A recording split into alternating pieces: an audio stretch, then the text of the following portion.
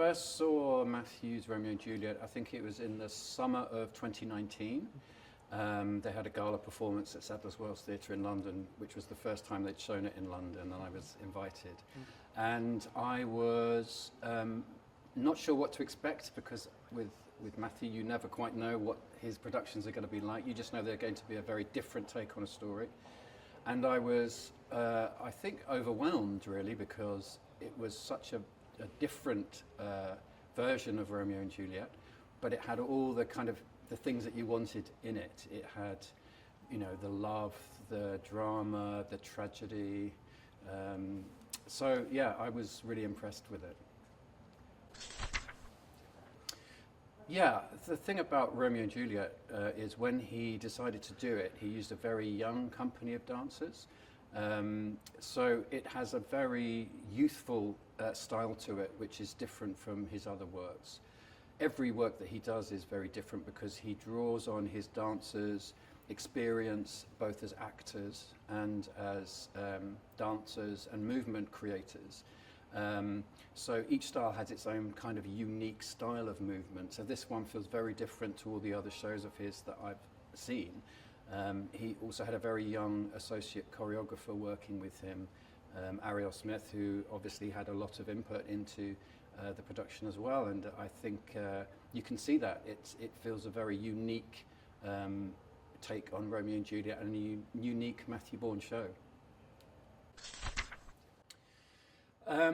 Yes, I played Romeo in ballet as well. So I think in the ballet, Romeo is very close to Shakespeare's idea of Romeo and Juliet, the kind of lovelorn teenager who's just looking for love in his life. In Matthew's version, because he's sort of taken the names of the characters, but he's given it a whole new structure and a whole new plot.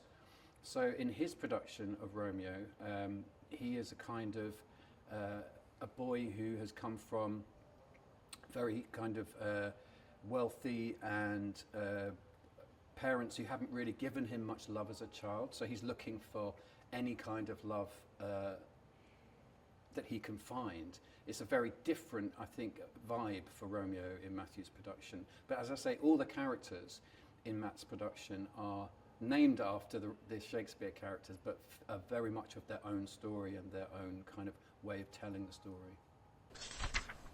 Oh, that's a difficult one. The two scenes I love, the Dance of the Nights, which is one of the most famous pieces of music. I loved his take on it. It's sort of set, because it's set in this kind of institution of young people, and they're sort of almost at a party, and it feels very youthful and it feels very strong, like the music is.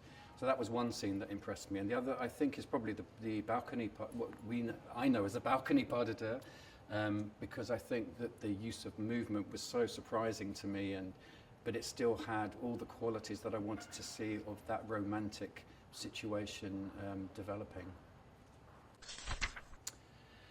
I think for any dancer, the great thing about Matthew and his work is he challenges you as an actor as well as a dancer.